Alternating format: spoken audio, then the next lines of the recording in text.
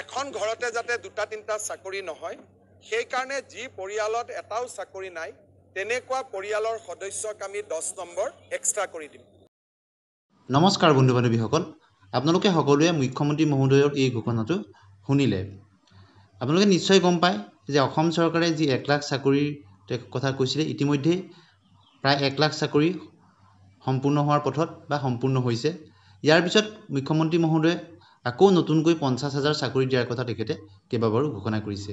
ইয়াৰে LP, UP, high school, higher secondary, ADRE, Assam police, SI এই সকলো মিলাই প্ৰায় 35,000 মান বিজ্ঞাপন ইতিমধ্যে হৈছে আৰু 15,000 মান হয়তো নতুনকৈ নিৰ্বাচনৰ পিছতেই বিজ্ঞাপন প্ৰকাশ কৰিব মুখ্যমন্ত্ৰী মহোদয়ে কোৱাৰ দৰে। অৰ্থাৎ আৰু 50,000 তেওঁলোকে চাকৰি দিম বুলি ঘোষণা কৰিছে।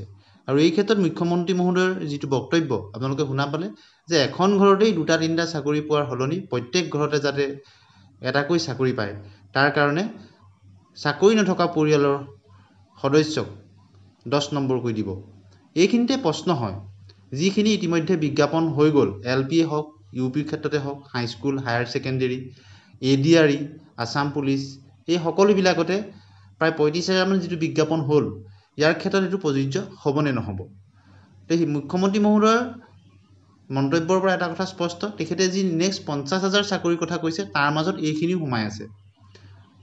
গতিকে আগন্তুক যি 50,000 নিযুক্তিৰ কথা অসম চৰকাৰে ঘোষণা কৰিছে, বিশেষকৈ মুখ্যমন্ত্ৰী মহোদয়ৰ বক্তব্যত বাৰে বাৰে তেওঁ কৈছে, তাৰ ক্ষেত্ৰত এই নিয়মটো প্ৰযোজ্য হ'ব বুলি কৈছে। গতিকে যি চাকৰি নথকা পৰিয়ালৰ যিটো ধাৰণা, সেই কথাটো কেনেদৰে চৰকাৰে নিৰ্ধাৰণ কৰে সেই কথাটো পৰৱৰ্তী সময়ত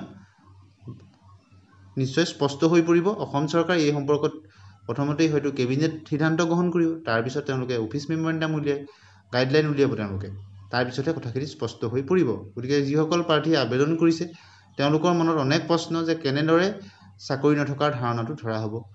যিবিলাক সৰু পৰিয়াল, তেওঁলোকৰ মাক দেউতাকৰ যদি চাকৰি থাকে তেতিয়া ল'ৰা ছোৱালীয়ে পাবনে নাপাব, বা ল'ৰা ছোৱালীৰ কোনোবা বায়েকৰ যদি চাকৰি থাকে ভায়েকে পাবনে নাপাব, বা কোনোবা বিয়া হৈ যোৱা বায়েক থাকি 2 মাহতে বিয়া হৈ গৈছে, এডভাৰটাইজ দিয়াৰ আগতে তেওঁ চাকৰি একমাত্ৰ আছিল, বাকী নাছিলে, বাকীসকলে পাবনে নাপাব, বা ইয়াৰ উপৰিও ককাক আইতাকৰ বা পৰিয়ালৰ যৌথ পৰিয়ালৰ খুৰাক খুৰীয়েকৰ বা অন্য সদস্যৰ চাকৰি থাকিলে বাকীসকলে পাবনে নাপাব।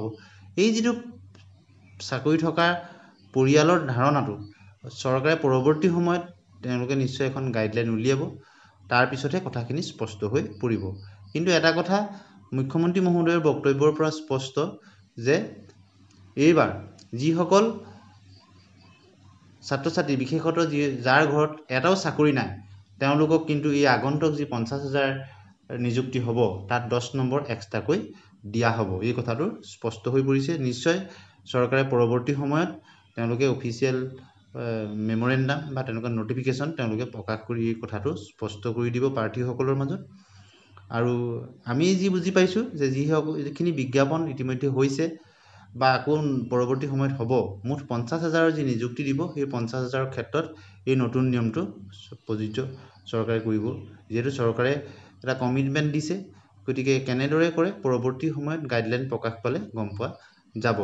আৰু কোন কোন চাকৰিৰ ক্ষেত্ৰত এই নিয়ম প্ৰযোজ্য হ'ব, কোন কোন চাকৰিৰ ক্ষেত্ৰত এই নিয়ম প্ৰযোজ্য নহ'ব, সেই কথাও নিশ্চয় গাইডলাইনত তেওঁলোকে অতি সোনকালেই প্ৰকাশ কৰিব বুলি আশা কৰিছোঁ। প্ৰথমবাৰৰ কাৰণে ভিডিঅ'টো চাইছে যদি চেনেলটো ছাবস্ক্ৰাইব কৰি দিব, আৰু এনেধৰণৰ শিক্ষামূলক বা বাতৰিৰ কাৰণে আমাৰ চেনেলৰ লগত জড়িত হৈ থাকিব। ভাল পালে বন্ধু বান্ধৱীলৈ শ্বেয়াৰ কৰি দিব, আৰু আপোনালোকৰ মন্তব্য কমেণ্ট ছেকশ্যনত